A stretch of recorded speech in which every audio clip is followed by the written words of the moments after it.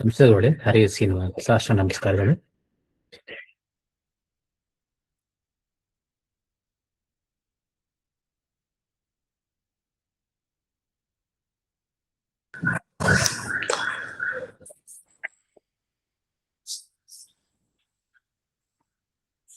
ಸುಮತಿಭಿರನುಮೇಜಂ ಶುಭ್ರಕಾಜಂ ಸಖಾಜಂ ಸುಖಮಜಮನಪಾಜಂ ಮುಕ್ತ್ಯುಪಾಜಂ ವಿಮಾಜಂ ಗ್ರಹಜಮಹಮಮೇಜಂ ಝೇಜಮಾಮ್ನಾಜಗೇಜಂ ಸದಜಮಸದಜೇಜಂ ಶ್ರೀಸಹಾಜಂ ಭಜೇಜಂ ತಪಸ್ವಾಧ್ಯಾಯ ಶುಶ್ರೂಷಾ ಕೃಷ್ಣಪೂಜಾರತಂ ಮುನಿಂ ವಿಶ್ವೇಶಮಿಷ್ಟದಂ ವಂದೇ ಪರಿಮ್ರಾಟ್ ಚಕ್ರವರ್ತಿನಂ. ಶ್ರೀ ಗುರುಭ್ಯೋ ನಮಃ. ಹರಿ ಓಂ.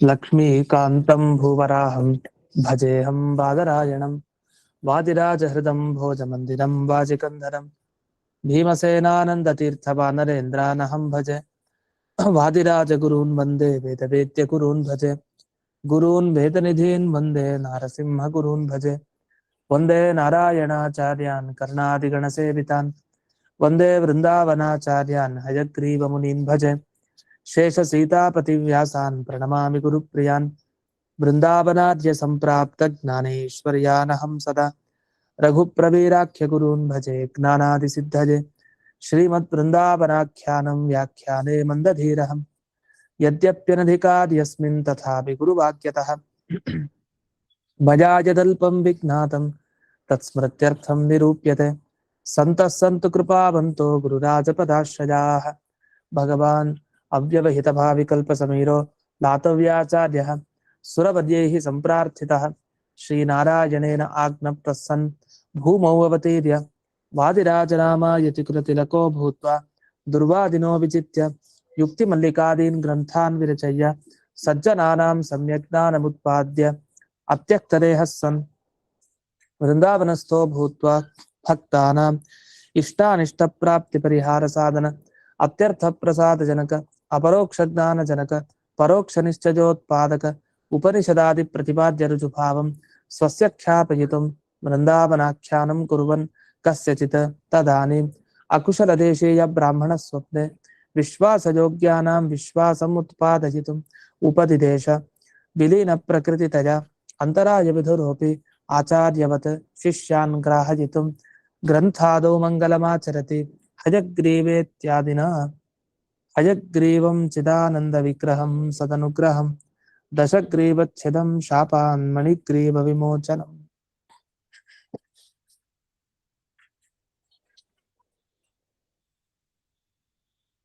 ಈಗ 86ನೇ ಶ್ಲೋಕ.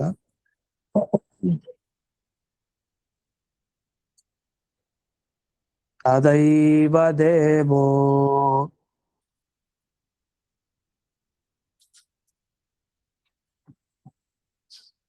ಭವಪೂರ್ವಕೈಃ ಸುರೈಃ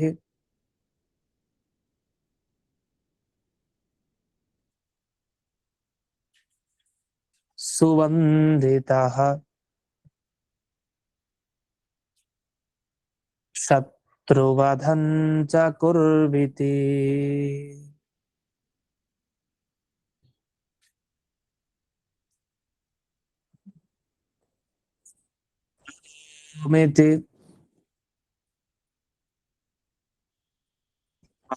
ಸವರೇಣ ವೈರಿಣಂ.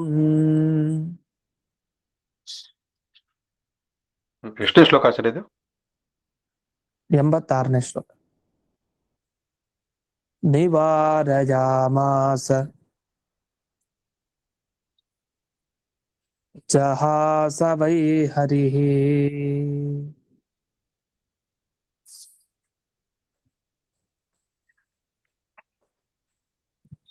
ಸಮುದ್ರದ ಮಧ್ಯಕ್ಕೆ ಹಯಗ್ರೀವ ದೇವರು ಬಂದಿದ್ದಾರೆ. ಒಂದು ಆ ಮಧುದೈತ್ಯನ ಜೊತೆ ಯುದ್ಧ ಪ್ರಾರಂಭ ಮಾಡಿದ್ದಾರೆ. ಯುದ್ಧ ನಡೀತಾ ಇತ್ತು. ಆಗ ಯುದ್ಧ ನಡೆಯೋದನ್ನ ನೋಡ್ತಾ ದೇವತೆಗಳು ಕೊನೆಗೆ ಪ್ರಾರ್ಥನೆ ಮಾಡಿದ್ದಾರೆ. ಯಾವ್ಯಾವ ದೇವತೆಗಳು? ತದಾ ಏವ, ಆ ಕಾಲದಲ್ಲೇ ಭವಪೂರ್ವಕೈಹಿ ಸುರೈಹಿ. ಭವ ಅಂತಂದ್ರೆ ರುದ್ರದೇವರು ಅಂತ ಅರ್ಥ. ರುದ್ರದೇವರಿಂದ ಹಿಡಿದು ಅನೇಕ ದೇವತೆಗಳು ತಾವು ಪ್ರಾರ್ಥನೆಯನ್ನ ಮಾಡಿದರು. ಏನಂತ? ಶತ್ರುವಧಂಚ ಕುರು. ಆಯ್ತು, ಈ ಶತ್ರುವನ್ನ, ದೇವತೆಗಳ ಶತ್ರುವಾದ ಇವನನ್ನ ಬೇಗ ಸಂಹಾರ ಮಾಡು ಅಂತ ಎಲ್ಲ ದೇವತೆಗಳು ತಾವು ಪ್ರಾರ್ಥನೆಯನ್ನ ಮಾಡಿ ನಮಸ್ಕಾರ ಮಾಡಿದ್ದಾರೆ. ಆಗ ಹಯಗ್ರೀವ ದೇವರು ತದಾ ಓಂ ಇತಿ, ಓಂ ಆಗ್ಲಿ ಅಂತ ಓಂ ಅನ್ನೋ ಶಬ್ದವನ್ನ ಆ ಅರ್ಥದಲ್ಲಿ ಬಳಸ್ತಾರೆ. ಅಂದ್ರೆ ಆಯ್ತು ನಾ ಮಾಡ್ತೇನೆ ಅಂತ ಒಪ್ಕೊಳ್ಳೋದು, ಅಂಗೀಕಾರ ಅನ್ನೋ ಅರ್ಥದಲ್ಲಿ ಇದೆ ಓಂ ಅಂತ ಶಬ್ದ. ಆಮ್ ಅಂತಾನು ಒಂದು ಶಬ್ದವನ್ನ ಬಳಸ್ತಾರೆ. ಆಮ್, ಓಂ. ಈಗೆಲ್ಲಾದ್ರೂ ನದಿಯಲ್ಲಿ ಸ್ನಾನ ಮಾಡ್ತಾ ಇರ್ತಾರೆ, ಸರೋವರದಲ್ಲಿ ಸ್ನಾನ ಮಾಡ್ತಾ ಇರ್ತಾರೆ, ಆಜ್ಞಾ ಅಂತ ಕೇಳ್ತಾರೆ. ಬ್ರಾಹ್ಮಣರ ಹತ್ರದಲ್ಲಿ ಇರ್ತಾರೆ ಅಥವಾ ದೊಡ್ಡವರಿದ್ರೆ ಇನ್ಯಾರಾದ್ರೂ ಅವ್ರ ಹತ್ರ ಸ್ನಾನಾನುಜ್ಞಾ ಅಂತ ಕೇಳ್ತಾರೆ. ಆಗ ಅವ್ರೇನ್ ಹೇಳ್ತಾರೆ ಮುಂದಿರೋರು? ಓಂ ಅಂತ ಹೇಳ್ತಾರೆ ಅಥವಾ ಆಮ್ ಅಂತ ಹೇಳ್ತಾರೆ. ಸ್ನಾನ ಮಾಡುವಂತ ಸಂದರ್ಭದಲ್ಲಿ ಓಂ ಅಂದ್ರೆ ಅಸ್ತು ಆಗ್ಲಿ, ಆಯ್ತು ಅಂತ. ಆ ತರ ಇಲ್ಲಿ ಶತ್ರುಗಳ ಯಾರಿದ್ರು ಅದ್ರಲ್ಲಿ ಮಧು, ಕೈಟಭರು ಇವರೆಲ್ಲ ಸಂಹಾರ ಆಗ್ಬೇಕಾಗಿದೆ. ಭಗವಂತನ ಬಳಿ ಪ್ರಾರ್ಥನೆ ಮಾಡಿದ್ರು, ಹಯಗ್ರೀವ ದೇವರ ಬಳಿ. ಆಗ ಓಂ ಆಯ್ತು ಅಂತ ಹೇಳಿ ಭಗವಂತ ಹಯಗ್ರೀವ ದೇವ ತಾನು ಪ್ರಾಸ ವರೇಣ, ಪ್ರಾಸ ಅನ್ನೋ ಒಂದು ಆಯುಧವನ್ನ ಎತ್ಕೊಳ್ತಾನೆ. ಎತ್ಕೊಂಡು ವೈರಿಣಂ ನಿವಾರಯಾಮಾಸ, ಆ ಮಧುದೈತ್ಯನನ್ನ ಆರಾಮಾಗಿ ತಾನು ಸಂಹಾರ ಮಾಡ್ತಾನೆ. ಅಷ್ಟೇ ಅಲ್ಲ, ಆ ಭಗವಂತ ಜೋರಾಗಿ ನಗ್ತಾನಂತೆ. ಜಹಾಸ ವೈಹರಿಹಿ ಅಂತ ಹೇಳಿ ಅವ್ನು ನಕ್ಕಿದ್ದ ಘಟನೆಯನ್ನು ವರ್ಣನೆ ಮಾಡ್ತಾನೆ. ಅಂದ್ರೆ ಇವನ್ ಯಾವ ಲೆಕ್ಕ ನನಗೆ ಅಂತ ಭಗವಂತ ತನ್ನ ಸರ್ವೋತ್ತಮತ್ವವನ್ನು ತೋರಿಸ್ತಾ ಜೋರಾಗಿ ನಕ್ಕಿದ್ದಾನೆ. ಇದು ಎಲ್ರಿಗೂ ಗೊತ್ತಿರೋ ವಿಷಯ. ಮಧು, ಕೈಟಭರ ಆ ಭಗವಂತನ ಅಂಗದಿಂದಲೇ ಸೃಷ್ಟಿಗೆ ಬಂದಿತ್ತು. ತನ್ನ ಅಂಗದಿಂದ ಸೃಷ್ಟಿಗೆ ಬಂದವ್ರ ಮೇಲೆ ತಾನು ಪೌರುಷ ತೋರಿಸೋದ್ರಲ್ಲಿ ಏನ್ ಅರ್ಥ ಇದೆ? ಆದ್ರೂ ಅವರಂತಹ ದುಷ್ಟ ಸ್ವಭಾವದಿಂದ ಬಂದವ್ರನ್ನ ಬಿಡಬಾರ್ದು, ದೇವತೆಗಳ ರಕ್ಷಣೆ ಮಾಡ್ಬೇಕು ಅನ್ನೋ ದೃಷ್ಟಿಯಿಂದ ಈ ಮಧುದೈತ್ಯನನ್ನ ತಾನು ಭಗವಾತ್ಮ ಏನು ಸಂಹಾರ ಮಾಡಿದ, ಹಾಗೆ ನಕ್ಕದ ಜೋರಾಗಿ ಅಟ್ಟಹಾಸದಿಂದ. ಅದನ್ನ ಇಲ್ಲಿ ಸೂಚನೆ ಮಾಡ್ಲಿಕ್ಕೆ ತದ್ಧಿಕ್ಕಾರಾರ್ಥಂ ಜಹಾಸ ಚ, ಧಿಕ್ಕಾರ ನಿನಗೆಲ್ಲಿ ಅಂತ ಜೋರಾಗಿ ನಕ್ಕದ. ನಗೋ ಅಗತ್ಯ ಏನಿತ್ತು ಅಂತ, ಧಿಕ್ಕಾರ ನಿನಗೆ ಅಂತ ಸೂಚನೆ ಮಾಡ್ಲಿಕ್ಕೆ ಹಾಗೆ ಭಗವಂತ ನಕ್ಕಿತ್ತು ವರ್ಣನೆಯನ್ನು ಮಾಡಿದರು. ಈ ರೀತಿಯಲ್ಲಿ ಯಾವಾಗ ಆ ಸಮುದ್ರದ ಮಧ್ಯಕ್ಕೆ ಬಂದೋ ಇದೆಲ್ಲ ನಡೆದ ಘಟನೆಯನ್ನ ಇಲ್ಲಿ ವಾದಿರಾಜರು ತಾವು ಕಣ್ಣು ಮುಂದೆ ನೋಡಿದ್ದ ಘಟನೆ ಇವೆಲ್ಲ. ಹಾಗಾಗಿ ಅದನ್ನ ಹಾಗೇ ವರ್ಣಿಸ್ತಾ ಬರ್ತಾ ಇದೆ. ಇಲ್ಲೆಲ್ಲ ತದಾ ಓಂ ಅಂತ ಈ ವ್ಯಾಖ್ಯಾನದಲ್ಲಿ ಉಲ್ಲೇಖ ಮಾಡ್ತಾರೆ. ಓಂ ಅಂತಂದ್ರೆ ಆ ಓಂಕಾರ ಬರೆಯೋದಕ್ಕೂ ಒಂದು ಕ್ರಮ ಇದೆ. ಊ ಬರ್ದು ದೀರ್ಘ ಊಕಾರ ಇದೆಯಲ್ಲ, ಊ ಬರ್ದು ಮೇಲೆ ಅನುನಾಸಿಕ ಹಾಕಿದ್ರೆ ಅದು ಓಂ ಅಲ್ಲ. ಆ ಓಂಕಾರ ಬರೆಯೋದು ಹಾಗಲ್ವೇ ಅಲ್ಲ. ಎಲ್ಲಾ ಕಡೆ ನಾವು ಅದನ್ನ ನೋಡ್ತೀವಿ, ಅದು ಊಮ್ ಆಗ್ಬಿಡತ್ತೆ, ಊಂಗ್ ಆಗ್ಬಿಡತ್ತೆ. ಅದು ಕೂಡ ಊಂಗ್ ಅಂತ ಆಗ್ಬಿಡತ್ತೆ. ಅದ್ರ ಓಕಾರ ಬರೆದು ಆಮೇಲೆ ಮ ಬರಿಬೇಕು. ಅಂದ್ರೆ ಪ ಫ ಬ ಭ ಮ, ಮ ಬರಿಬೇಕು. ಮಧ್ಯದಲ್ಲಿ ಈ 3 ಅಂತ ಬರಿಬೇಕು. ಅಂದ್ರೆ ಪ್ಲುತಸ್ವರ 3 ಅಂತ ಬರೆದಿರ್ತಾರೆ ಕೆಲವು ಕಡೆ, 3 ಅಂತ. ಆ ನಂಬರ್ ಏನಿದೆಯಲ್ಲ ಅದನ್ನ ಬರೆದ್ರು ಆಯ್ತು. ಇಲ್ಲ 3 ತರ ಕಾಣುತ್ತದು ನೋಡ್ಲಿಕ್ಕೆ ಅಷ್ಟೇ. ಅದನ್ನ ಓಂ ಅಂತ ಹಾಗೆ ವಸ್ತುತಃ ಇರೋದು. ಅಂತೂ ಇದುವರೆಗೆ ಭಗವಂತ ತಾನು ಮಧುದೈತ್ಯನನ್ನ ಕೊಂದ ಒಂದು ಪ್ರಸಂಗವನ್ನ ವರ್ಣಿಸಿದ್ರು. ಅದಾದ್ಮೇಲೆ ಆ ಯುದ್ಧ ಇನ್ನು ಹೇಗಿತ್ತು ಅನ್ನೋದನ್ನ ವರ್ಣಿಸ್ತಾರೆ ರಾಜರು. ಹೇಗಿತ್ತ ಆ ಯುದ್ಧ ಅಂದಾಗ ಮುಂದಿನ ಶ್ಲೋಕ, ಜಾನು ಮಾತ್ರಂ ತು ತಸ್ಯಾಸೀತ್ ಭಾನುಮಂಡಲ ಮಪ್ಯಹೋ ಕೋನು ತಂ ವರ್ಣಯೇತ್ ದೇವಂ ಆಚಾರ್ಯ ದೇಹಂ ಅಂತಿದೆ. ದೇಹಂ ಅಂತಿದೆ ಆಚಾರ್ಯ. ದೇಹಂ ಅಂತಿದೆ ಆಚಾರ್ಯ. ಅದೇ 2 ಪಾಠ ಇದೆ, ದೇಹಂ ಹಾಗೆ ದೇವಂ. ಸೋನು ವರೆಯ ಶೃಣುಷ್ವಭೋ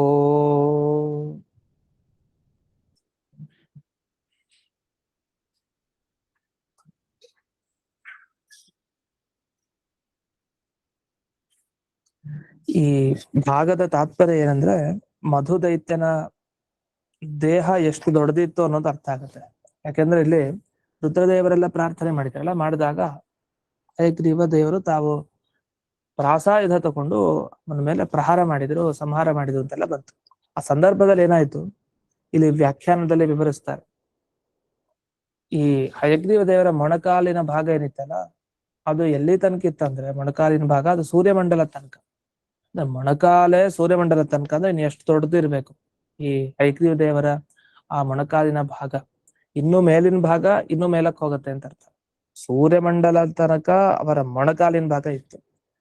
ಹಾಗಾದ್ರೆ ಸೂರ್ಯಮಂಡಲ ಎಲ್ಲಿದೆ ಅದನ್ನ ಇಲ್ಲಿ ವಿವರಿಸ್ತಾ, ಭೂಮೇಹ ಊರ್ಧ್ವಂ ಲಕ್ಷ ಯೋಜನ ಉನ್ನತ ಪ್ರದೇಶ ಸೂರ್ಯಮಂಡಲಂ ವರ್ತತೆ. ಭೂಮಿಯ ಮೇಲ್ಭಾಗದಲ್ಲಿ 1,00,000 ಯೋಜನ ಎತ್ತರದ ಪ್ರದೇಶದಲ್ಲಿ ಸೂರ್ಯಮಂಡಲ ಇದೆ.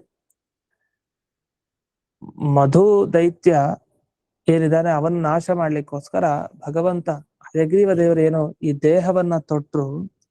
ಈ ದೇಹ ಹೇಗಿತ್ತು ಅಂದ್ರೆ, ವಸ್ತುತಃ ಅವನ ದೇಹ ಏನಿದೆಯಲ್ಲ ಆ ದೇಹಕ್ಕಿಂತ ಜಾಸ್ತಿ, ದುಪ್ಪಟ್ಟು ಜಾಸ್ತಿ, 2 ಪಟ್ಟು ಜಾಸ್ತಿನೇ ಇತ್ತು. ಆ ದೈತ್ಯನ ಅಷ್ಟಲ್ಲ, ಆ ದೈತ್ಯನಿಗಿಂತ ಜಾಸ್ತಿ, ಅಂಥ ದೊಡ್ಡ ದೇಹ. ಆದ್ರಿಂದಲೇ ಚಿಕ್ಕದಾಗಿ ಕಾಣ್ತಾ ಇದೆ ಯಾವುದು ಆ ಮಧು ದೈತ್ಯನ ದೇಹ. ವಸ್ತುತಃ ಅವನ ದೇಹನೇ ತುಂಬಾ ದೊಡ್ಡದು. ಅದನ್ನ ಮುಂದೆ ವರ್ಣಿಸ್ತಾರೆ. ಅವನ ದೇಹಕ್ಕೆ ಹೋಲಿಸಿದಾಗ ಹೇಗೆ ದೇವರ ದೇಹ ಇನ್ನೂ ದೊಡ್ಡದು, ಅಷ್ಟು ವ್ಯಾಪ್ತಿಯಿಂದ ಕಾಣಿಸ್ತಾ ಇದ್ದಾನೆ. ಅದನ್ನ ಮುಂದೆ ಇಲ್ಲಿ ವರ್ಣಿಸ್ತಾರೆ. ಮಧು ದೈತ್ಯ ನಾಶಕ ದೇವದೇಹಸ್ಯ ತಸ್ಯ ಜಾನು ಪರಿಮಿತತ್ವೇ ತಸ್ಯ ದೇಹ 1,04,000 ಯೋಜನ ಉನ್ನತಃ ಅಂತ ಹೇಳ್ತಾರೆ. ಅಂದ್ರೆ ಹಯಗ್ರೀವ ದೇವರ ಮೊಣಕಾಲು 1,00,000 ಯೋಜನ ಎತ್ತರ ಅಂತ ಅರ್ಥ ಆಯ್ತು ಈಗ. ಹಾಗಾದ್ರೆ ಹಯಗ್ರೀವ ದೇವರದ ಒಟ್ಟು ದೇಹ ಏನಂತಂದ್ರೆ ಈ ಪರಿಮಿತಿಯನ್ನು ಗಮನಿಸಿದಾಗ, ಯಾಕಂದ್ರೆ 1,00,000 ಯೋಜನ ದೂರ ಸೂರ್ಯಮಂಡಲ ಅಂದ್ರೆ ಅವರ ಮೊಣಕಾಲು ಏನೈತಿಯಲ್ಲ ಅಷ್ಟು ಭಾಗ, ಅದು 1,00,000 ಯೋಜನ ಅಂತ ಅರ್ಥ, ಅಷ್ಟೇ ಎತ್ತರ ಇದೆ. ಇದಾದ್ಮೇಲೆ ಅವರ ದೇಹ ವಿಸ್ತಾರ ರೂಪ ಹೇಗಿದೆ, ಎತ್ತರದ ರೂಪ ಹೇಗಿದೆ ಅಂದ್ರೆ 4,00,000 ಯೋಜನ ಎತ್ತರ ಮತ್ತೆ 2,50,000 ಯೋಜನ ವಿಸ್ತಾರ. ಈ ತರದ ಒಂದು ರೂಪ ಅವರು ಸ್ವೀಕಾರ ಮಾಡಿದ್ರು ಅಂತ ಇದನ್ನ ಇಲ್ಲಿ ವರ್ಣಿಸಿದ್ದಾರೆ. 1,2,00,000 ಯೋಜನ ಸ್ಥೂಲ ದೇಹವಾನ್ ದೇವ. ಇಷ್ಟು ದೈತ್ಯ ದೇಹ ಪ್ರಾಕೃತ ತಥೋ ಅಧಿಕ ಸ್ಥೂಲತರ ಚ ಸಿದ್ಧ್ಯತಿ. ಇಷ್ಟನ್ನೆಲ್ಲ ಯಾಕೆ ಹೇಳಿದ್ದು ಅಂತಂದ್ರೆ, ಮಧು ದೈತ್ಯನ ದೇಹ ಏನಿತ್ತು ಅದಕ್ಕನುಗುಣವಾಗಿ ಹಯಗ್ರೀವ ದೇವರು ಕೂಡ ತಾವಿಷ್ಟು ಬೃಹತ್ ರೂಪ, ದೊಡ್ಡ ರೂಪ ಧರಿಸ್ಕೊಂಡಿದ್ದಾರೆ. ಅವನ ದೇಹ ನೋಡ್ಲಿಕ್ಕೆ ಅಷ್ಟು ದೊಡ್ಡದು. ಇನ್ನು ಅವನ ದೇಹದ ಅನೇಕ ಭಾಗಗಳನ್ನು ತಗೊಂಡು, ಅಂದ್ರೆ ರಕ್ತ ಮಾಂಸ ಇದನ್ನೆಲ್ಲ ತಗೊಂಡು ಭೂಮಿಗೆಲ್ಲ ಲೇಪನ ಮಾಡ್ತಾರೆ. ಅದರ ವಿಷಯ ಮುಂದೆ ಇನ್ನೂ ವಿಸ್ತಾರವಾಗಿ ಬರುತ್ತೆ. ದೊಡ್ಡದು. ಇನ್ನೂ ಅವನ ಸ್ಥೂಲ ದೇಹ, ಅವನಿಗಿದ್ದಂತಹ ಇನ್ನೂ ವಿಶೇಷವಾದ ದೇಹ ಭಾಗವನ್ನು ನೋಡಿದ್ರೆ ಇನ್ನೂ ಜಾಸ್ತಿನೇ ಅಂತ ಹೇಳ್ಬೇಕಂತ. ದೈತ್ಯ ದೇಹ ಪ್ರಾಕೃತ ತಥೋ ಅಧಿಕ ಸ್ಥೂಲತರ. ಅವ್ ಅನ್ಕೊಂಡ ಹಾಗೆ ಇಲ್ವೇ ಇಲ್ಲ, ಇನ್ನೂ ಜಾಸ್ತಿ ದೊಡ್ಡದಾಗಿದೆ. ಅದೇ ಕೆಲವರಿಗೆ ಕಂಡಿದ್ ಮಾತ್ರ ಚಿಕ್ಕ ದೇಹ ಅಷ್ಟೇ ಆ ಕಾಲದಲ್ಲಿ ಅಂತ ಹೇಳ್ತಾರೆ. ಅತಯೇವ ತಸ್ಯ ರಕ್ತ ಮಾಂಸಾದಿಭಿ ಭೂಮೇಹ ಉಪಚಯೋ ಜಾತಃ. ಆ ಭೂಮಿಗೆ ಅವನ ರಕ್ತ ಮಾಂಸ ಅದು ಇದು ಎಲ್ಲದರ ಒಂದು ಸಂಪರ್ಕ ಆಗಿ ಭೂಮಿಯನ್ನು ಹೆಚ್ಚು ಜಾಸ್ತಿ ತೋರ್ತಾ ಇದೆ ಭೂಮಿ. ಆ ರೀತಿ ಆಯ್ತು, ಯಾಕಂದ್ರೆ ಇವನ ದೇಹನೇ ಅಷ್ಟು ದೊಡ್ಡದಿತ್ತು, ಅವನ ದೇಹದ ಭಾಗಗಳು ಅಷ್ಟು ದೊಡ್ಡದಿತ್ತು ಅಂತ. ಭಗವಂತನ ವ್ಯಾಪ್ತಿ ಯಾವತ್ತೂ ದೊಡ್ಡದೆ. ಅದಕ್ಕೆ ಇಲ್ಲೇನ್ ಹೇಳ್ತಾರೆ ಅಂದ್ರೆ, ಸಾಮಾನ್ಯವಾಗಿ ಯಾರು ಯುದ್ಧಕ್ಕೆ ಬರ್ತಾರೆ ಆ ಯುದ್ಧ ಮಾಡ್ಬೇಕಾದ್ರೆ ಎಷ್ಟು ದೇಹ ಹೊತ್ಕೊಂಡಿರ್ತಾರೆ ಅಷ್ಟು ದೇಹ ಹೊತ್ಕೊಳ್ತಾರೆ. ಅದು ಹಯಗ್ರೀವ ದೇವ ರೂಪ ಅಷ್ಟೇ ಚಿಕ್ಕದು ಅಂತ ಭಾವಿಸಬಾರ್ದು, ಅದು ಎಲ್ಲಾ ಕಡೆ ವ್ಯಾಪಿಸ್ಕೊಂಡಿದೆ ಅನ್ನೋ ಒಂದು ಮನಸ್ಸಿನಲ್ಲಿ ಇರ್ಬೇಕು. ಆದ್ರಿಂದಾಗಿ ಕೇವಲ ಈ ಜಾನು ಮಾತ್ರ ಅವರ ಮೊಣಕಾಲಿನವರೆಗೆ ಎಷ್ಟಿತ್ತು ಅನ್ನೋದನ್ನ ಮಾತ್ರ ಇಲ್ಲಿ ವರ್ಣನೆಯನ್ನ ಮಾಡ್ಕೊಂಡಿದ್ದಾರೆ. ಈ ರೀತಿ ಹಯಗ್ರೀವ ದೇವರ ಆ ದೇಹವನ್ನ ವರ್ಣನೆ ಯಾರ್ ತಾನೇ ಮಾಡ್ಲಿಕ್ಕೆ ಸಾಧ್ಯ ಅನ್ನೋ ಅರ್ಥವನ್ನ ಇಟ್ಕೊಂಡ್ರೆ ಆಗ ಈ ಶ್ಲೋಕದಲ್ಲಿ ಕೋನುತಂ ವರ್ಣಯೇತ್ ದೇಹಂ ಅಂತ ಆಗುತ್ತೆ. ದೇಹ ಅನ್ನೋ ಶಬ್ದ ಆಗ್ಬರುತ್ತೆ. ಈ ದೊಡ್ಡ ದೇಹನ ಯಾರ ವರ್ಣಿಸ್ಲಿಕ್ಕೆ ಸಾಧ್ಯನಾ ನನ್ ಬಿಟ್ಟು ಅಂತ ಅದನ್ನ ಸೇರಿಸ್ಕೊಳ್ಬೇಕು ಅಂತ ಹೇಳ್ತಾರೆ ಇವರು ವ್ಯಾಖ್ಯಾನದಲ್ಲಿ. ಕಣಗಲಿ ಶ್ರೀನಿವಾಸಾಚಾರ್ಯರು ಮದನ್ಯ ಇತ್ಯರ್ಥ, ನನಗಿಂತ ಮತ್ತೊಬ್ಬ ಯಾರಾದ್ರೂ ಆ ದೇವರನ್ನ ವರ್ಣನೆ ಮಾಡ್ಲಿಕ್ಕೆ ಸಾಧ್ಯನಾ ಅಂತ. ಇಲ್ಲಿ ಪಾಠದಲ್ಲಿ ಏನಾಗಿದೆ, ದೇವಂ ಅಂತ ಹೇಳಿ ಇಲ್ಲಿ ಇವರು ವ್ಯಾಖ್ಯಾನದಲ್ಲಿ ತಗೊಂಡಿದ್ದಾರೆ ಕಣಗಲಿ ಶ್ರೀನಿವಾಸಾಚಾರ್ಯ ದೇವಂ ಅಂತ. ಇನ್ನು ಸಾಮಾನ್ಯವಾಗಿ ದೇಹಂ ಅಂತ ಇಲ್ಲಿ ಪಾಠ ನಮಗೆ ಸಿಗ್ತಾ ಇರೋದು. ಈ ರೀತಿ ದೇವಂ ದೇಹಂ ಅಂತ ಎರಡೂ ಪಾಠ ಸರಿಯಾಗಿರೋದು, ಅದನ್ನೊಂದು ಗಮನಿಸ್ಬೇಕು. ಇಷ್ಟಾದ್ಮೇಲೆ ಅವನ ಜೊತೆ ಯುದ್ಧ ನಡೆದ ಮೇಲೆ ಹಯಗ್ರೀವ ದೇವರದು ಅವನ ತಲೆ ಕೆಳಗ್ ಬೀಳುತ್ತೆ. ಅದರ ವರ್ಣನೆಯನ್ನ ಮುಂದಕ್ಕೆ ಮಾಡ್ತಾರೆ. ಅವನ ಶಸ್ತ್ರಗಳು ಪ್ರತಿಯಾಗಿ ಹಯಗ್ರೀವ ದೇವರ ಪ್ರಯೋಗ ಹೇಗಿತ್ತು ಅನ್ನೋದನ್ನ ಮುಂದಿನ ಶ್ಲೋಕ 88ನೇ ಶ್ಲೋಕ ವಿವರಿಸ್ತಾ ಇದೆ. ತದಸ್ತ್ರ ಶಸ್ತ್ರಾಣಿ ಸ್ವಶಸ್ತ್ರ ಸಂಚಯೈಃ ವಿವೃಶ್ಚ್ಯ ಪುತ್ರ ಅಪ್ರತಿಶಸ್ತ್ರಧಾರಯಾ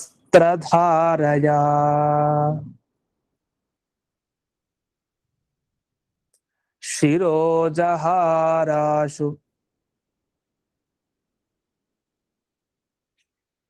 ಸುರೈಃ ಸಮೀಡಿತೋ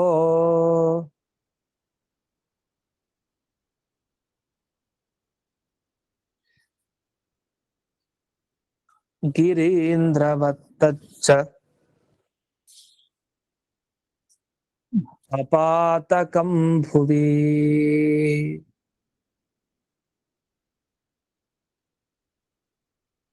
ಈ ಎಲ್ಲ ವಿಷಯನೇನು ಈಗೇನ್ ಕಥೆ ಹೇಳ್ತಾ ಇದಾರಲ್ಲ, ಇದು ಯಾರಿಗೆ ಹೇಳ್ತಾ ಇದಾರೆ ಅಂತ ಒಂದು ಪ್ರಶ್ನೆ ಮಾಡ್ಕೊಂಡು ಇಲ್ಲಿ ಉತ್ತರ ಕೊಟ್ರು. ಇಲ್ಲಿ ಪುತ್ರ ಅಂತ ಒಂದು ಶಬ್ದ ಬಂದಿದೆ ಈ ಶ್ಲೋಕದಲ್ಲಿ. ಹಿಂದಿನ ಶ್ಲೋಕದಲ್ಲಿ ಸೂನುವರಿಯ ಶೃಣುಷ್ವ ಹೋ ಅಂತ. ಸೂನುವರಿಯ ಅಂದ್ರೆ ಸೂನು ಅಂದ್ರೆ ಮಕ್ಕಳಿಗೆ ಕರೀತಾರೆ ಸೂನು ಅಂತ. ಸೂನುವರಿಯ ಅಂದ್ರೆ ತಮ್ಮ ಮಗನಂತೆ ಇರುವಂತಹ ಆ ಸ್ಥಾನದಲ್ಲಿ ಪುತ್ರ ಸ್ಥಾನದಲ್ಲಿ ಇರುವಂತಹ ಎಡಮುಖ ಬ್ರಾಹ್ಮಣರು. ಅದರಿಂದ ವಿಪ್ರಶ್ರೋತ್ರಕಃ ಅಂತ ಹೇಳಿ ಈ ವಿಪ್ರ ಅನ್ನೋ ಶಬ್ದ ಬಂದಿರೋದ್ರಿಂದ ವ್ಯಾಖ್ಯಾನದಲ್ಲೆಲ್ಲ ಇದು ಎಡಮುಖ ಬ್ರಾಹ್ಮಣರಿಗೆ ಇದನ್ನೆಲ್ಲ ಸಂಬೋಧನೆ ಮಾಡಿ ಅವರಿಗೆ ಹೇಳ್ತಾ ಇದ್ದಾರೆ. ಇನ್ನು ಬೇರೆಯವ್ರು ಯಾರು ಬಂದಿಲ್ಲ ಸದ್ಯಕ್ಕೆ ಈ ವಿವರಣೆಯಲ್ಲಿ. ಕೇವಲ ಎಡಮುಖ ಬ್ರಾಹ್ಮಣರಿಗೆ ಹೇಳ್ತಾ ಇರೋ ಘಟನೆ ಬರ್ತಾ ಇದೆ. ತದ್ ಅಸ್ತ್ರಶಸ್ತ್ರಾಣಿ ಸ್ವಶಸ್ತ್ರ ಸಂಚಯೈಹಿ. ತತ್ ಅಸ್ತ್ರಶಸ್ತ್ರ, ಅಸ್ತ್ರ ಶಸ್ತ್ರ ಎರಡು. ಅಸ್ತ್ರ ಅಂತಂದ್ರೆ ಅಸ್ತ್ರಾಭಿಮಾನಿ ದೇವತೆಗಳಿರ್ತಾರೆ. ಆ ದೇವತೆಗಳನ್ನು ಪ್ರಾರ್ಥನೆ ಮಾಡಿದ ಕೂಡಲೇ ಬಂದ್ಬಿಡ್ತಾರೆ ತಕ್ಷಣ, ಅಂದ್ರೆ ಸಿಗತ್ತೆ ಕೈಗೆ. ಶಸ್ತ್ರ ಅಂದ್ರೆ ಕೈಯಲ್ಲೇ ಹಿಡ್ಕೊಂಡು ಧರಿಸ್ಕೊಂಡು ಹೋಗ್ತಾ ಇರ್ಬೇಕು. ಈ ಅಸ್ತ್ರ ಶಸ್ತ್ರ ಇವುಗಳಿಗೆ ಇರೋ ವ್ಯತ್ಯಾಸ ಇದು. ಈ ಅಸ್ತ್ರ ಮತ್ತೆ ಶಸ್ತ್ರ ಎರಡು ಏನು ಆ ಮಧು ದೈತ್ಯ ತಾನು ಪ್ರತಿಯಾಗಿ ಬಿಡ್ತಾ ಇದ್ದ, ಆಗ ಭಗವಂತ ಹಯಗ್ರೀವ ದೇವ ತಾನು ಸ್ವಶಸ್ತ್ರ ಸಂಚಯೈಹಿ, ತಾನು ಅದಕ್ಕೆ ತಕ್ಕ ಹಾಗೆ ಅನೇಕ ಶಸ್ತ್ರಗಳನ್ನ ತಾನು ಪ್ರಯೋಗವನ್ನ ಮಾಡಿದ್ದಾನೆ. ಮಾಡಿ ಪ್ರತಿಯೊಂದು ಆ ಮಧುದೈತ್ಯನ ಅಸ್ತ್ರಶಸ್ತ್ರಗಳೇನಿತ್ತು ಅದನ್ನೆಲ್ಲ ವಿವೃಶ್ಚ್ಯ ಅಂದ್ರೆ ಛೇದಿಸಿದ್ದಾನೆ, ಅದನ್ನೆಲ್ಲ ಸೀಳಿ ಹಾಕಿದ್ದಾನೆ. ಅದು ಹೇಗೆ? ಅಪ್ರತಿಶಸ್ತ್ರಧಾರಯ. ಅವನು ಪ್ರತಿಯಾಗಿ ಯಾವುದೇ ಶಸ್ತ್ರ ಪ್ರಯೋಗ ಮಾಡೋದು ಅಂತ ಅವನಿಗೆ ಅನ್ಕೊಳ್ಳಿಕ್ಕೂ ಸಾಧ್ಯ ಇಲ್ಲ. ಹಾಗೆ ಅವನು ಪ್ರಯೋಗ ಮಾಡ್ತಾ ಇದ್ದಾನೆ ಒಂದ್ ಕಡೆಯಿಂದ. ಹಯಗ್ರೀವ ದೇವರು ಅದಕ್ಕೆ ಪ್ರತಿಯಾಗಿ ಶಸ್ತ್ರಗಳನ್ನ ಪ್ರಯೋಗ ಮಾಡ್ತಾ ಇದ್ದಾರೆ. ಆವಾಗ ದೇವತೆಗಳು ಪ್ರಾರ್ಥನೆ ಮಾಡಿದ ರೀತಿಯಿಂದ ಶಿರೋಜಹಾರ ಆಶು, ಕೂಡ್ಲೆ ಅವನ ತಲೆಯನ್ನ ಕತ್ತರಿಸಿದ. ಜಹಾರ ಅವನ ದೇಹದ ಭಾಗದಿಂದ ತಲೆ ಕೆಳಕ್ಕೆ ಬೀಳೋ ಹಾಗೆ ಮಾಡಿದ್ದಾರೆ. ಅದು ಬೀಳ್ಬೇಕಾದ್ರೆ ಹೇಗಿತ್ತು ಅಂತಂದ್ರೆ ಗಿರೀಂದ್ರವತ್ ಪಪಾತ, ದೊಡ್ಡ ಬೆಟ್ಟ ಕೆಳಗ್ ಬಿದ್ರೆ ಹೇಗೋ ಹಾಗೆ ಬಿತ್ತಂತೆ ಅವನ ತಲೆ. ಅಷ್ಟು ದೊಡ್ಡ ತಲೆ ಆ ಮಧುದೈತ್ಯಂದು ಅಂತ ವರ್ಣಿಸ್ತಾರೆ. ಇದ್ರಲ್ಲಿ ಒಂದು ಸೂಕ್ಷ್ಮವನ್ನು ಗಮನಿಸ್ಬೇಕು. ಏನಂದ್ರೆ ಭಗವಂತನ ಪ್ರಯೋಗ ಯಾವ್ದಲ್ಲಿತ್ತು, ಅಸ್ತ್ರಗಳನ್ನ ದೇವರು ಪ್ರಯೋಗ ಮಾಡ್ದ ಅಂತ ಬರ್ಲೇ ಇಲ್ಲ. ಇಲ್ಲಿ ಬರೀ ಶಸ್ತ್ರಗಳನ್ನ ಮಾತ್ರ ಅಂತ ಇಲ್ಲಿ ಶ್ಲೋಕದಲ್ಲಿ ಕೊಟ್ಟಿದ್ದಾರೆ. ಇದರಿಂದ ನಾವು ತಿಳಿಬೇಕಾಗಿದ್ದೇನೆಂದ್ರೆ ಭಗವಂತನಿಗೆ ಯಾವುದೇ ಅಸ್ತ್ರದ ಅಪೇಕ್ಷೆ ಇಲ್ಲ ವಸ್ತುತಃ. ಯಾಕೆ ಅಸ್ತ್ರ ಈಗ ರಾಮಾಯಣ ಕಾಲದಲ್ಲಿ ಇವ್ರ ಹತ್ರ ರಾಮ ಮತ್ತೆ ಲಕ್ಷ್ಮಣ ತಾವು ಕಲಿತಾ ಇರ್ತಾರೆ. ವಿಶ್ವಾಮಿತ್ರರ ಬಳಿ ಹೋಗ್ತಾರೆ. ಅಲ್ಲಿ ಶಸ್ತ್ರಾಸ್ತ್ರಗಳ ಉಲ್ಲೇಖ ಬರುತ್ತೆ. ಶಸ್ತ್ರಾಸ್ತ್ರಗಳ ಉಲ್ಲೇಖ ಬಂದಾಗ ಅಸ್ತ್ರಾಭಿಮಾನಿ ದೇವತೆಗಳೆಲ್ಲ ಬಂದ್ರಂತೆ. ಬಂದು ನಮಸ್ಕಾರ ಮಾಡಿದ್ರಂತೆ ರಾಮಚಂದ್ರ ದೇವರಿಗೆ. ನೀವ್ ಯಾವಾಗ ಹೇಳ್ತೀರೋ ನಾನು ಆಜ್ಞೆ ಮಾಡಿದಾಗ ನಾವು ಬರ್ತೀವಿ ಅಂತ, ನಿಮ್ ಸೇವೆ ಮಾಡ್ಲಿಕ್ಕೆ ಅಂತ. ಈ ಶಸ್ತ್ರ ಆದ್ರೆ ಅದಕ್ಕೆ ಬೇರೆ ರೀತಿ ಇರುತ್ತೆ. ಅಸ್ತ್ರ ಅಂದ್ರೆ ಆ ದೇವತೆಗಳು ಪ್ರಾರ್ಥನೆ ಮಾಡಿದ್ರೆ ಅವ್ರು ಬರ್ತಾರೆ. ಆಗ ಆಗ್ನೇಯಾಸ್ತ್ರ ಪ್ರಯೋಗ, ವಾರುಣಾಸ್ತ್ರ ಪ್ರಯೋಗ, ಈ ತರ ಎಲ್ಲ ಅಗ್ನಿ ದೇವತೆ ಇರುವಂತ ಅಸ್ತ್ರ. ಅದನ್ನೆಲ್ಲ ಪ್ರಾರ್ಥನೆ ಮಾಡಿದ್ಕೊಳ್ಳೆ ಅಸ್ತ್ರ ಕೈಗೆ ಸಿಗತ್ತೆ, ಅದನ್ನ ಪ್ರಯೋಗ ಮಾಡ್ತಾರೆ. ಅದು ದೇವತೆಗಳಿಗೆ ಬಾಗ್ಬೇಕು, ಆ ಅಸ್ತ್ರಗಳನ್ನು ಬಳಸ್ಬೇಕು ಅಂದ್ರೆ ಬಾಗದಾಗ ಮಾತ್ರ ಆ ಅಸ್ತ್ರಗಳು ಬರುತ್ತೆ. ಆವಾಗ ಅದನ್ನ ಪ್ರಯೋಗ ಮಾಡೋದಿರುತ್ತೆ. ಈ ಗಾಯತ್ರಿ ಮಂತ್ರ ಹೇಳಿ ಬರುವಂತ ಅಸ್ತ್ರಗಳು, ಈ ತರ ಸುಮಾರು ಅಸ್ತ್ರಗಳಿದೆ. 66, 70, 80 ಈ ತರ ಅನೇಕ ಪ್ರಭೇದ ಇದೆ ಅಸ್ತ್ರಗಳಲ್ಲಿ. ಶಸ್ತ್ರಗಳಲ್ಲೂ ಕೂಡ ಹಾಗೆ ಇದೆ. ಅದಕ್ಕೂ ಒಂದು ಶಾಸ್ತ್ರಗಳಿದೆ. ಆ ಅಸ್ತ್ರಶಸ್ತ್ರಗಳ ಬಗ್ಗೆ ವಿವರಿಸುವಂತದ್ದು. ಪ್ರಕೃತದಲ್ಲಿ ಮಧು ದೈತ್ಯ ಅಸ್ತ್ರಶಸ್ತ್ರಗಳನ್ನ ಪ್ರಯೋಗ ಮಾಡ್ತಾ ಅಂತ ಬಂತು ಹೊರತು ಹಯಗ್ರೀವ ದೇವರು ಅಸ್ತ್ರ ಪ್ರಯೋಗ ಮಾಡಿದ್ರು ಅಂತ ಬರ್ಲಿಲ್ಲ. ಪ್ರತಿಯಾಗಿ ಶಸ್ತ್ರ ಮಾತ್ರ, ಸ್ವಶಸ್ತ್ರ ಸಂಚಯೈಹಿ ಅಪ್ರತಿ ಶಸ್ತ್ರಧಾರಯ ಅಂತ ಎರಡು ಶಬ್ದಗಳಿಂದ ಶಸ್ತ್ರ ಮಾತ್ರ ಪ್ರಯೋಗಿಸಿದ್ರು ಅಂತ ಬಂತು. ಇದರ ಸ್ವಾರಸ್ಯ ಏನು ಅಂತಂದ್ರೆ ಅವ್ರಿಗೆ ದೇವತೆಗಳ ಅಪೇಕ್ಷೆ ಇಲ್ಲ. ದೇವತೆಗಳ ಪ್ರಾರ್ಥನೆ ಮಾಡಿ ಅಸ್ತ್ರ ಪ್ರಯೋಗ ಮಾಡ್ಬೇಕಾಗಿಲ್ಲ, ಅವರ ಶಸ್ತ್ರ ಇರುತ್ತೋ ಅದನ್ನ ಹಾಕ್ತಾ ಇದ್ದಾರೆ ಅಷ್ಟೇ ಅನ್ನೋ ಅಂಶವನ್ನ ಇಲ್ಲಿ ಸೂಚನೆ ಮಾಡಿದ್ದಾರೆ. ಇದೊಂದು ಸೂಕ್ಷ್ಮತೆ ಇಲ್ಲಿದೆ, ಅದೊಂದನ್ನ ಗಮನಿಸ್ಕೊಳ್ಬೇಕು. ಇನ್ನು ಮಿಕ್ಕಿದಂತೆ ಕಂ ಪಪಾತ ಅಂತ ಬಂತು. ಕಮ್ ಅನ್ನೋ ಶಬ್ದಕ್ಕೆ ಏನರ್ಥ? ಕಂ ಪಪಾತ ಅಂದ್ರೆ ಕಮ್ ಅನ್ನೋದು ಬಿತ್ತು ಅಂತ ಅರ್ಥ. ಕಮ್ ಅಂದ್ರೆ ಇಲ್ಲಿ ತಲೆ ಭಾಗ ಅಂತ ಅರ್ಥ. ಶಿರಹ ಅದು ಹೇಗ್ ಬಿತ್ತು? ಗಿರಿ ಇಂದ್ರವತ್ ಅಂತ, ದೊಡ್ಡ ಪರ್ವತದಂತೆ ಬಿತ್ತಿದೆ ಅಂತ. ಇನ್ನು ಶಸ್ತ್ರಧಾರ ಅನ್ನೋದಕ್ಕೆ ಒಂದು ವಿವರಣೆ ಕೊಡ್ತಾರೆ ವ್ಯಾಖ್ಯಾನದಲ್ಲಿ. ಶಸ್ತ್ರಧಾರ ಅಂತಂದ್ರೆ ನಿಖಿಲ ಅರಿ ಶಸ್ತ್ರಛೇದಿಕ. ಅವನು ಏನೇನು ಶತ್ರು ಪ್ರಯೋಗ ಮಾಡ್ತಾನೆ ಶಸ್ತ್ರಗಳನ್ನ, ಅದನ್ನೆಲ್ಲ ಛೇದಿಸುವಂತ ಶಸ್ತ್ರಗಳ ಧಾರೆ. ಅಂದ್ರೆ ಒಂದಿಷ್ಟು ಸಾಲು ಸಾಲಾಗಿ ಇವರು ಒಂದೊಂದೇ ಬಿಡ್ತಾ ಇರ್ಲಿಲ್ಲ, ಅವ್ನು 100 ಬಿಟ್ಟರೆ ಇವರು 1000 ಹೋಗಿರುತ್ತೆ ಶಸ್ತ್ರಗಳು. ಆ ತರ ಪ್ರಯೋಗವನ್ನ ಮಾಡಿ ತಾವು ಎಂದಿಗೂ ಕೂಡ ತಮ್ಮ ಶಸ್ತ್ರಗಳು ಹೀಗೆ ಬಿದ್ದು ಹೋಯ್ತು ಅವನ್ ಪ್ರಯೋಗ ಮಾಡಿದಾಗ ಅಂತ ತೋರಿಸ್ಲಿಲ್ಲ ಹಯಗ್ರೀವ ದೇವರು. ಅಷ್ಟು ತಮ್ಮ ಪರಾಕ್ರಮವನ್ನ ಆ ಮಧುದೈತ್ಯನ ಮುಂದೆ ತೋರಿಸಿದ್ದಾರೆ. ವಸ್ತುತಃ ಇಷ್ಟೆಲ್ಲ ಕಷ್ಟ ಪಡ್ಲೇಬೇಕಾಗಿಲ್ಲ. ಒಂದು ನಿಮಿಷದಲ್ಲಿ ಸಂಕಲ್ಪ ಮಾಡಿದ ಕೂಡಲೇ ಮಧುದೈತ್ಯ ಬೀಳ್ತಾ ಇದ್ದ. ಆದ್ರೂ ಈ ವೈಭವ ನೋಡಿ ದೇವತೆಗಳು ಸಂತೋಷಗೊಳ್ಳಿ, ಹೇಗಿರುತ್ತೆ ಭಗವಂತನ ಯುದ್ಧ ಅನ್ನೋದನ್ನೆಲ್ಲ ಸುಮಾರು ಕಾಲ ಅವ್ರು ನೋಡ್ಲಿ ಅನ್ನೋ ದೃಷ್ಟಿಯಿಂದ ಭಗವಂತ ಇಷ್ಟು ತಾನು ತೋರಿಸಿದಿರೋದಷ್ಟೇ. ಇಷ್ಟೆಲ್ಲ ಆಯ್ತಲ್ಲ, ಯುದ್ಧ ಮುಗೀತು. ಈಗ ಯುದ್ಧದಲ್ಲಿ ಮುಗಿದಿದ್ದು ಯಾಕೆಂದ್ರೆ ಅವನ ತಲೆ ಭಾಗ ಕೆಳಗ್ ಬಿತ್ತು ಅಂದ್ರೆ ಅವನು ಮುಗೀತು ಅವನ ಕಥೆ ಅಂತ ಅರ್ಥ. ಇದಾದ್ಮೇಲೆ ದೇವತೆಗಳು ಏನ್ ಮಾಡಿದ್ರು ಮುಂದಕ್ಕೆ ಅನ್ನೋದನ್ನ ಮುಂದಿನ ಶ್ಲೋಕದಲ್ಲಿ ವರ್ಣಿಸ್ತಾರೆ. 89ನೇ ಶ್ಲೋಕ. ಈ ಕಾರಣದಿಂದಲೇ ಭೀಮಸೇನ ದೇವರು ಕೂಡ ಅಸ್ತ್ರಶಸ್ತ್ರ ಕಲೀಲಿಕ್ಕೆ ಹೋಗ್ಲಿಲ್ಲ ಅಲ್ವಾ ಆಚಾರ್ಯ? ಹೌದು, ಅವರು ಕೂಡ ತಲೆ ಬಾಗ್ಲಿಲ್ಲ. ಈಗ 89ನೇ ಶ್ಲೋಕ.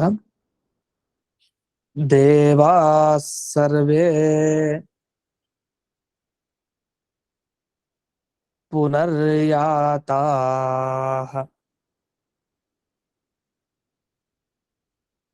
ತತ್ರ ಸ್ವರ್ಯಾಂತಿ ಕೇಚನ.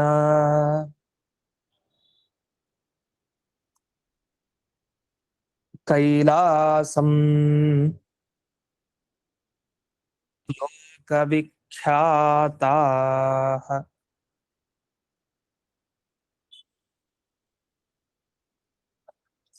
ಸತ್ಯಲೋಕಂ ಚ ಕೇಚನ.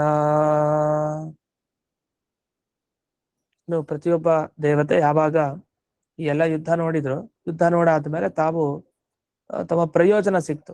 ಭಗವಂತನ ಯುದ್ಧ ಹೇಗಿದೆ ಅದ್ ನೋಡ್ಬೇಕಾಗಿತ್ತು, ಆನಂದ ಪಡಿಬೇಕಾಗಿತ್ತು. ಆ ದೈತ್ಯನ ಸಂಹಾರ ದೇವರು ಹೇಗ್ ಮಾಡ್ತಾನೆ ಅಂತ ನೋಡ್ಬೇಕಾಗಿತ್ತು. ಆ ದೇವತೆಗಳೆಲ್ಲ ತಾವು ನೋಡಿದ್ದಾರೆ. ದೇವಾಹ ಸರ್ವೇ ಅಂದ್ರೆ ಸರ್ವೇ ದೇವಾಹ ಅಂದ್ರೆ ಕೆಲವು ದೇವತೆಗಳು ನೋಡ್ಲಿಕ್ಕೂ ಆಗ್ಲಿಲ್ಲ, ಭಯಪಟ್ಟು ಸಾಮಾನ್ಯ ದೇವತೆಗಳು ಹಿಂದಕ್ಕೆ ಅವ್ರು ಹೊರಟೋದ್ರು ದಿಕ್ಕುಗಳಿಗೆ. ಮಧುದೈತ್ಯನ ದೇಹನೂ ನೋಡ್ಲಿಕ್ಕಾಗಲ್ಲ, ಯುದ್ಧ ಅಂತೂ ಸಾಧ್ಯವೇ ಇಲ್ಲ ಕೆಲವ್ರಿಗೆ. ಆದ್ರೆ ಮಿಕ್ಕಿದ ಎಲ್ಲ ದೇವತೆಗಳು ಅಂತ ಅರ್ಥ. ಸರ್ವೇ ದೇವಾಹ ಅಂದ್ರೆ ಸಾಮಾನ್ಯ ದೇವತೆಗಳನ್ನ ಬಿಟ್ಟು ಬೇರೆ ದೇವತೆಗಳು ಪುನರ್ ಯಾತಾಹ, ಕೆಲವೆಲ್ಲ ತಮ್ಮ ಸ್ಥಾನಕ್ಕೆ ತಾವು ಹೊರಟ್ರು. ಎಲ್ಲೆಲ್ಲ ಹೊರಟ್ರು? ಕೆಲವರು ಸ್ವರ್ಗಲೋಕಕ್ಕೆ ಹೊರಟ್ರು, ಸ್ವರ್ಯಾಂತಿ ಅಂತ ಹಾಕಿದ್ರು ಕೇಚನ ಕೆಲವರು. ಇನ್ ಕೆಲವರು ಕೈಲಾಸ ಲೋಕಕ್ಕೆ ಹೊರಟಿದ್ದಾರೆ. ಇನ್ನು ಸತ್ಯಲೋಕಂ ಚ ಕೇಚನ, ಸತ್ಯಲೋಕಕ್ಕೂ ಹೋಗಿದ್ದಾರೆ. ಇವರೆಲ್ಲ ಏನು? ಲೋಕವಿಖ್ಯಾತ, ಲೋಕದಲ್ಲಿ ಪ್ರಸಿದ್ಧರಾದ ದೇವತೆಗಳು. ಅಂದ್ರೆ ರುದ್ರಾದಿ ದೇವತೆಗಳು ಯಾರ್ಯಾರಿದ್ದಾರೆ ಇವರೆಲ್ಲ ತಾವು ಹೊರಟಿದ್ದಾರೆ. ಆಮೇಲೆ ಪ್ರತಿಯೊಬ್ಬ ದೇವತೆಯ ಬಗ್ಗೆನೂ ವಿಶೇಷತೆಯನ್ನು ಹೇಳ್ತಾರೆ. ಯಾವ್ಯಾವ ದೇವತೆ ಯಾರ್ಯಾರ ಜೊತೆಗೆ ಹೋಗಿದ್ರು ಅನ್ನೋ ವಿಷಯನೂ ಬರುತ್ತೆ. ಅಂತೂ ಒಟ್ಟಿನಲ್ಲಿ ಕೈಲಾಸಕ್ಕೆ, ಸ್ವರ್ಲೋಕಕ್ಕೆ, ಸತ್ಯಲೋಕಕ್ಕೆ, ಹೀಗೆ ಅನೇಕ ದೇವತೆಗಳು ಲೋಕ ಪ್ರಸಿದ್ಧಿಯನ್ನು ಹೊಂದಿರೋರು, ಸಾಮಾನ್ಯ ದೇವತೆಗಳು ಅಲ್ಲದೆ ಇರೋರು ಪ್ರತಿಯೊಬ್ರು ತಾವು ತಮ್ಮ ಲೋಕಕ್ಕೆ ಹೊರಟಿದ್ದಾರೆ. ಅದರಲ್ಲಿ ಕೃತ ಯುದ್ಧ ದರ್ಶನ ಅಂತ ಒಂದು ಲೇಖ ಮಾಡ್ತಾರೆ. ಯುದ್ಧ ದರ್ಶನ ಅಂದ್ರೆ ಎಲ್ಲ ನೋಡ್ಬೇಕಾಗಿದ್ದ ಯುದ್ಧ ಏನಿದೆ ಆ ಎಲ್ಲ ಯುದ್ಧವನ್ನ ನೋಡಿ ತಮ್ಮ ಪ್ರಯೋಜನ ಏನಿದೆಯೋ ಅದನ್ನೆಲ್ಲ ಪಡ್ಕೊಂಡಿದ್ದಾರೆ. ಅದನ್ನು ಭಗವಂತನ ಆ ಒಂದು ಸಂಹಾರ ರೀತಿಯ ನೋಡಿದ್ರೆ ಸಾಕು, ಅದು ಒಂದು ಭಾಗ್ಯ ಅವ್ರಿಗೆ. ದೇವರ ಮಂಗಳೋತ್ಸವ ಕಲ್ಯಾಣೋತ್ಸವ ನೋಡಿದ್ರೆ ಎಷ್ಟು ಪುಣ್ಯನೋ ಎಷ್ಟು ಭಾಗ್ಯನೋ, ಅದೇ ತರ ಈ ಸಂಹಾರವನ್ನು ನೋಡಿದ್ರು ಅಷ್ಟೇ ಭಾಗ್ಯ ಅಷ್ಟೇ ಪುಣ್ಯ. ಆ ರೀತಿಯಲ್ಲಿ ಪ್ರಾಪ್ತ ಪ್ರಯೋಜನ, ತಮಗೇನೇನ್ ಪ್ರಯೋಜನ ಇದೆಯೋ ಅದನ್ನೆಲ್ಲ ಪಡ್ಕೊಂಡು ದೇವತೆಗಳು ತಮ್ಮ ಲೋಕಕ್ಕೆ ಹೋಗಿದ್ದಾರೆ ಅನ್ನೋ ಭಾಗವನ್ನ ಇಲ್ಲಿ ಇವತ್ತೆ ವಿವರಿಸಿದ್ದಾರೆ. ಇದಾದ್ಮೇಲೆ ಬ್ರಹ್ಮದೇವರು ತಾವೇನ್ ಮಾಡಿದ್ರು, ತಾವು ಬ್ರಹ್ಮಲೋಕಕ್ಕೆ ಹೋಗ್ಬೇಕಾದ್ರೆ ಏನ್ ಮಾಡಿದ್ರು ಅನ್ನೋ ವಿಷಯವನ್ನ ಮುಂದಕ್ಕೆ ತಿಳಿಸ್ತಾರೆ. ಅದನ್ನ ಮುಂದಿನ ಪಾಠದಲ್ಲಿ ನೋಡೋಣ ಅಂತ ಹೇಳ್ತಾ ಇಂದಿನ ಪಾಠವನ್ನ ಸ್ಮತ್ ಗುರುವಂತರ್ಗತ ವ್ಯಾಸತೀರ್ಥ ಗುರುವಂತರ್ಗತ ಭಾರತೀ ರಮಣ ಮುಖ್ಯ ಪ್ರಾಣಾಂತರ್ಗತ ಶ್ರೀಮನ್ಮೂಲ ಗೋಪಾಲಕೃಷ್ಣನಿಗೆ ಅರ್ಪಣೆ. ನಮಸ್ಕಾರ ನಮಸ್ಕಾರ ಆಚಾರ್ಯ. ನಮಸ್ಕಾರ ಆಚಾರ್ಯ. ನಮಸ್ಕಾರ ಗುರುಗಳೇ.